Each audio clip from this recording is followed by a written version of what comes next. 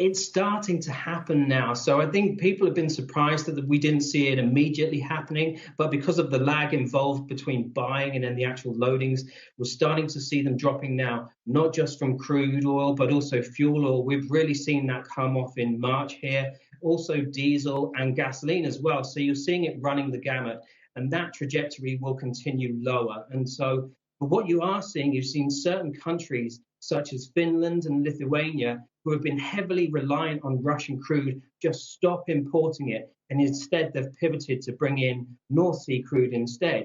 You've got perhaps sort of a Netherlands as well, who are starting to pull in more Saudi crude, pulling back on Russian flows. Italy as well, where they're pulling in a bit more Libyan crude, Algerian crude, substituting and pushing out that Russian barrel. So that's a trend that's getting underway here now, and that will likely only continue to become more evident as the weeks go on here. Russian flows drop off. So pull it all together then, what it means for prices going forward, Matt. You've got WTI sitting there on 100, 104 for Brent, so obviously have come down quite a lot since the peak of prices earlier on in the war. Where do we go from here?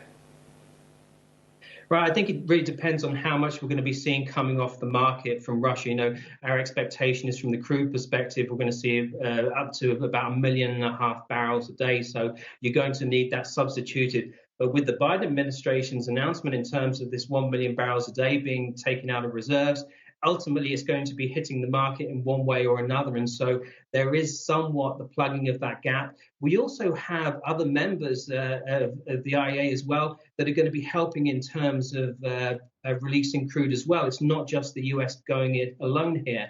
So that will help. But ultimately, you have a situation here where Russia is having so much of its crude products taken off the market. That's only going to be a supportive element. So for us to drop considerably from here, it just doesn't seem really that likely.